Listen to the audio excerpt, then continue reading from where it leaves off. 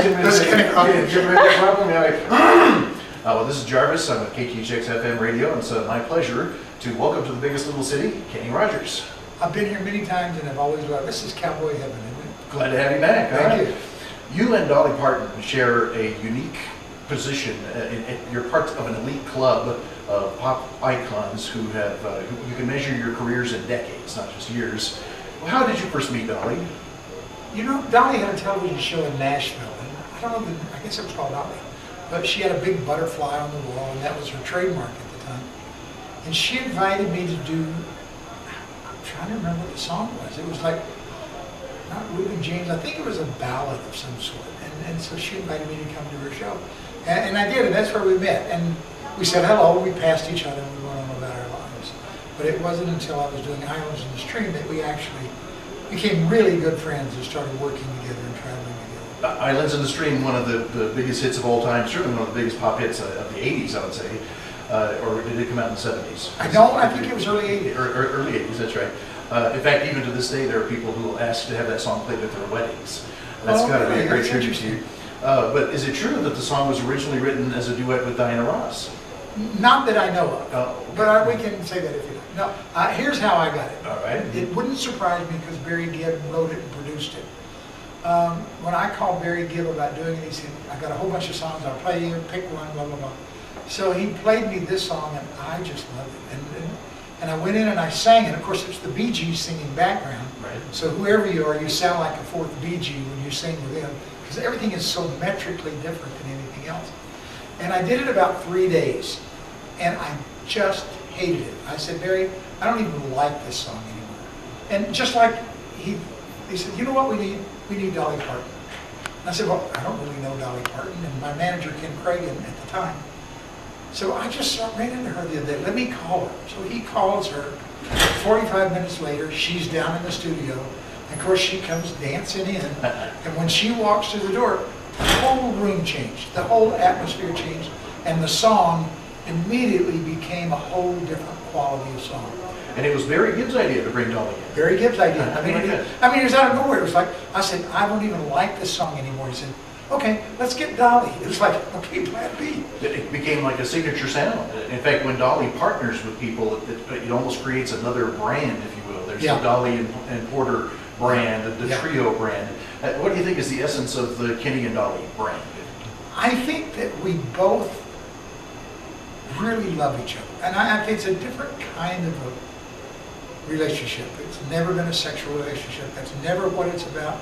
But there's an electricity with Dolly Parton that I've never had with anybody else. Now, Dolly may have had it with a bunch of people, but I've never had it with anyone else. There's something special when we get a chance. We don't see each other that often, but when we do, it's really, I think, special.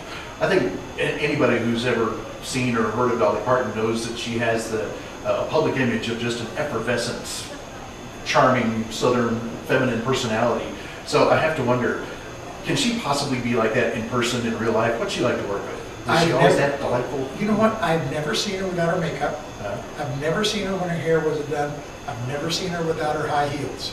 So I will tell you that every time I have ever seen her, she has been exactly, I've always said that we're all three people. We're who we think we are, we're who you think we are, and we're who we really are. And the people who can keep those three people closest together so that you present one image are the people that survive in this movie. If you look at Dolly and Johnny Cash and Merle Haggard and Willie Nelson, you know, that's what that is. It's because they are who they say they are. Dolly is closest to being true to her image from anyone I have ever met. And I think that's a credit to her. I would say so, because her image is such a positive one. Yeah, absolutely. Now, you also share another trait with Dolly Parton. As if the two of you weren't busy enough already, you branched out into other businesses. She has her big theme park in Eastern Tennessee. I have to know, where did the concept of Kenny Rogers roasted chicken come from? Well, you know, Governor John Y. Brown is a friend of mine, and he brought the idea to me, and it was extremely successful for 2 or 3 years, and it's still around the world, internationally, it still does really well. But we closed our last store down, but John called me a week ago, and we're about to fire up another brand, we think. We're going to start it in Florida. So it's really exciting because he's the best. You know, he didn't found it, but he's the guy that marketed Kentucky Fried Chicken, him and the Colonel.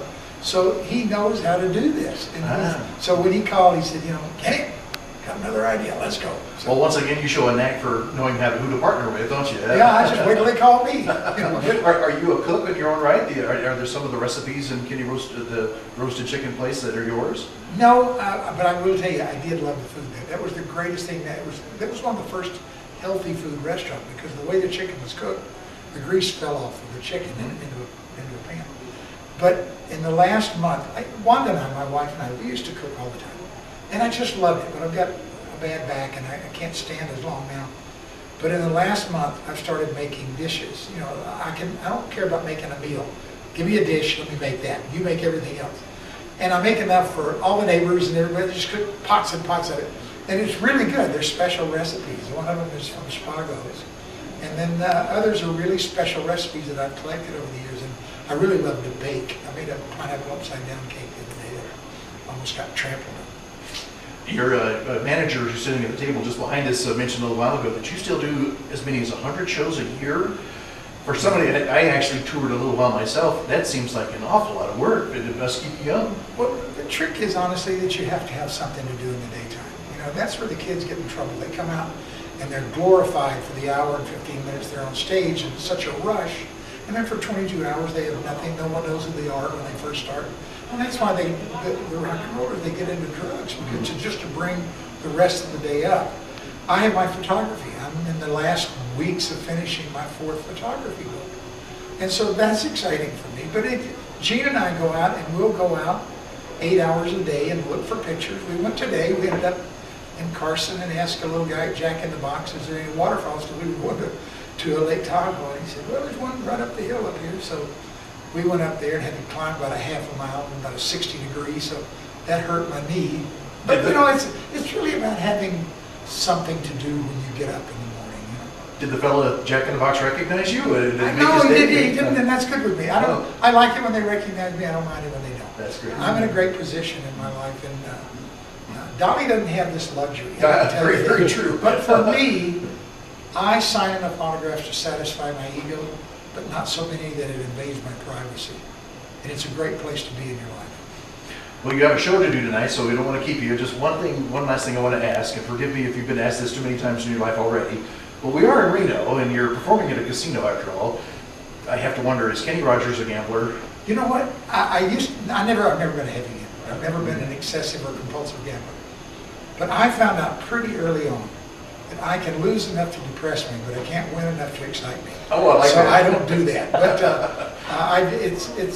it's a great sport. I like to do it with my friends, but we never play for real money because somebody will punch somebody if we do that. Got it. If you want to ask more questions about Dolly, because we kind of got off onto me, and You're right. All right. I felt uncomfortable with that, but I'm not uncomfortable answering, but the purpose was for her. So. Okay.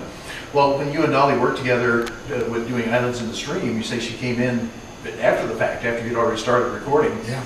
And then it changed the way the song went. How was your relationship since then? I mean, now that you've worked together and you did a really big hit song, did you become more... We traveled together for 2 years, I think it was. And we've always been, I think since the day she came in that studio, we've been soulmates. And I don't, there's no one else I think I can say that, yeah, you have to exclude family and your wife and all this stuff.